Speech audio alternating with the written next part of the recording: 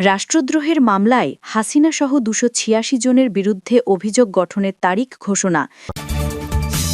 খালেদা জিয়া দৃঢ়তা না থাকলে দেশ আরও আগেই ভারতের দখলে চলে যেত, বললেন জামায়াত নেতা তাহের। বিএনপির চেয়ারপারসন খালেদা জিয়ার চিকিৎসায় সহায়তা ও পরামর্শ দিতে চীন থেকে একটি বিশেষজ্ঞ মেডিকেল টিম ঢাকায় এসেছে। খুব শিগগিরই দেশে নির্বাচন অনুষ্ঠিত হচ্ছে বলে মনে হয় না, বললেন রুমিন ফারহানা। এতক্ষণ শুনছিলেন সংবাদ শিরোনাম, এখন জানাবো বিস্তারিত। প্রধানমন্ত্রী শেখ হাসিনা সহ ২৮৬ জনের বিরুদ্ধে রাষ্ট্রদ্রোহ মামলার অভিযোগ গঠনের শুনানির জন্য আগামী ৫ জানুয়ারি দিন ধার্য করেছেন আদালত। গত সোমবার ১ ডিসেম্বর ঢাকার বিশেষ জজ আদালত ৯-এর বিচারক মোহাম্মদ আব্দুস সালাম এই রায়ের দিন ধার্য করেন। এদিন আদালতে মামলার অভিযোগ গঠনের শুনানির জন্য দিন ধার্য ছিল। এদিন আসামি পক্ষের আইনজীবীরা অভিযোগ গঠন শুনানি পেছানোর জন্য সময়ের আবেদন করেন। শুনানি শেষে বিচারক সময়ের আবেদন মঞ্জুর করে এই দিন ঠিক করেন। এ বিষয়ে ঢাকার বিশেষ জজ আদালত ৯-এর রাষ্ট্রপক্ষের কৌঁসুলি সাউফুল্লাহ আল মামুন সাইফুল জানিয়েছেন, নথি থেকে জানা যায় গত বছরের ১৯শে ডিসেম্বর অনলাইন প্ল্যাটফর্মের মিটিংয়ে জয় বাংলা ব্রিগেড গঠন করে একটি গৃহযুদ্ধের মাধ্যমে পলাতক শেখ হাসিনাকে পুনরায় প্রধানমন্ত্রীর ক্ষমতা বুঝিয়ে দেওয়া এবং তার নিশ্চিতকরণের জন্য শেষ নিঃশ্বাস পর্যন্ত যুদ্ধ করে যাবেন বলে অনেকেই প্রত্যয় ব্যক্ত করেন।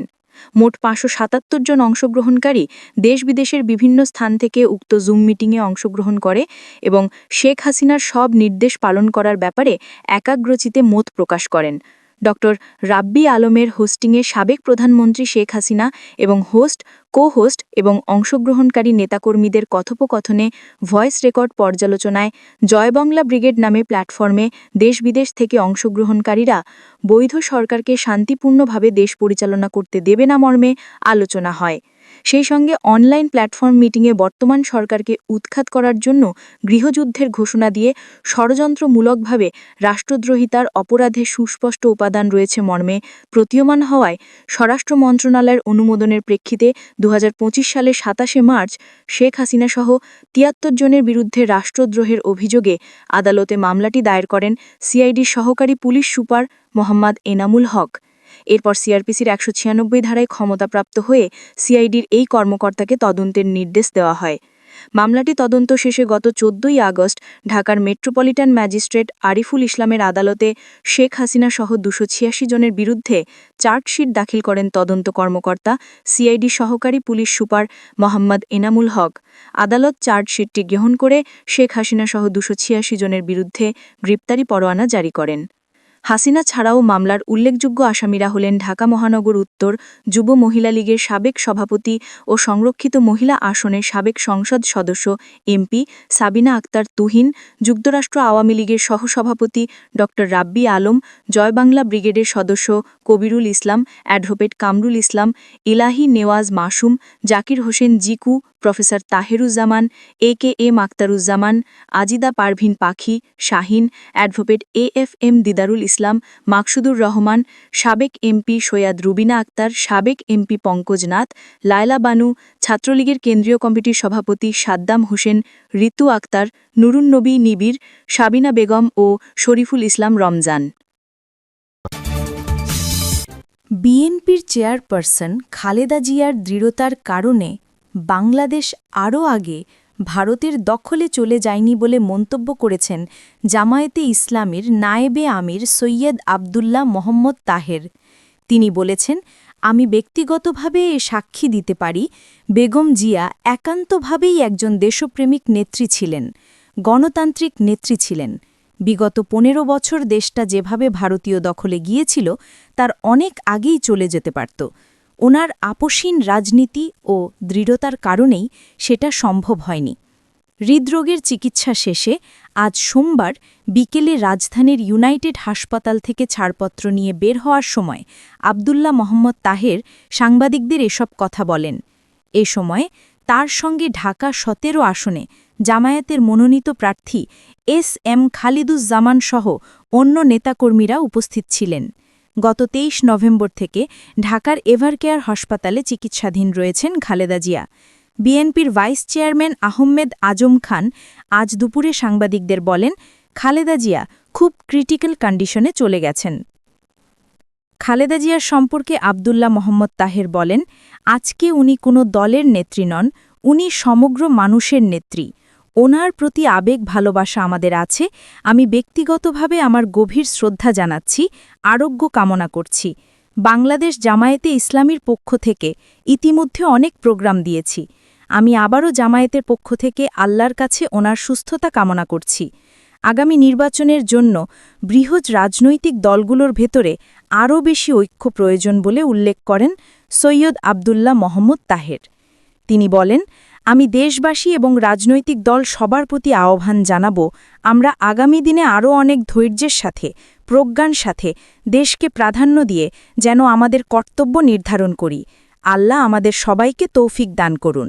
নিজের শারীরিক অবস্থার বিষয়ে আব্দুল্লাহ মোহাম্মদ তাহের জানান, তার হার্টে ব্লক ছিল। চিকিৎসার জন্য মেডিকেল বোর্ড গঠন করা হয়েছিল, ব্লক অপসারণের জন্য স্টেন্টিং করা হয়েছে। এখন তিনি অনেকটা সুস্থ অবস্থায় বাসায় যাচ্ছেন, তবে চিকিৎসকেরা বলেছেন আরও কিছুদিন বিশ্রামে থাকতে হবে। বিএনপি চেয়ারপারসন খালেদা জিয়ার চিকিৎসায় সহায়তা ও পরামর্শ দিতে চীন থেকে একটি বিশেষজ্ঞ মেডিকেল টিম ঢাকায় এসেছে। বিশেষজ্ঞরা আজ সোমবার বিকেল 3:30টার দিকে রাজধানীর এভারকেয়ার হাসপাতালে তার চিকিৎসায় গঠিত মেডিকেল বোর্ডের সঙ্গে বৈঠকে বসেছেন। এ তথ্য নিশ্চিত করেছেন হৃদরোগ বিশেষজ্ঞ অধ্যাপক ডা শাহাবুদ্দিন তালুকদার।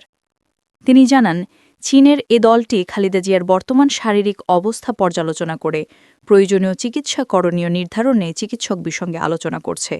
তিনি বলেন, চিকিৎসার জন্য কি কি জরুরি, কোন পদ্ধতি সবচেয়ে কার্যকর হতে পারে, এসব বিষয়ে বিস্তারিত মূল্যায়ন করা হবে।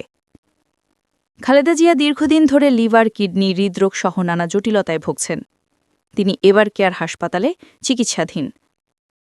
তার চিকিৎসায় নতুন করে বিদেশি বিশেষজ্ঞদের যুক্ত হওয়ায় চিকিৎসা প্রক্রিয়ায় নতুন দিক নির্দেশনা আসতে পারে বলে সংশ্লিষ্টরা মনে করছেন।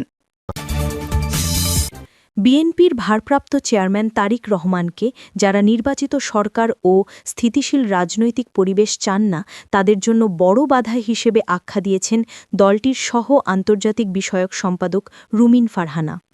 একটি বেসরকারি টেলিভিশনের টক শোতে তিনি বলেন, যারা বাংলাদেশকে গণতান্ত্রিক পথে এগোতে দিতে চান না বা দেশটিকে ব্যর্থ রাষ্ট্রে পরিণত করার স্বপ্ন দেখেন, তাদের কাছে তারেক রহমানই এখন সবচেয়ে বড় চ্যালেঞ্জ। রুমিন ফারহানা বলেন, তারেক রহমানকে শুধু বিএনপির প্রধান বা কাণ্ডারি হিসেবে দেখলে ভুল হবে।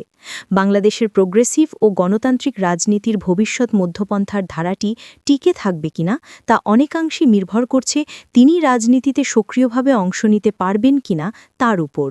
তাই তার দেশে ফেরা এখন আর শুধুই ব্যক্তিগত সিদ্ধান্ত নয়, এটি দেশের রাজনৈতিক গতিপথ এবং জনগণের ভাগ্যের সঙ্গেও গভীরভাবে যুক্ত। তিনি আরও বলেন, যে কোনো নাগরিকের নিরাপত্তা নিশ্চিত করা সরকারের মৌলিক দায়িত্ব। তারেক রহমান যদি মনে করেন তিনি নিরাপত্তাহীনতায় ভুগছেন, এর দায় সরকারকেই নিতে হবে।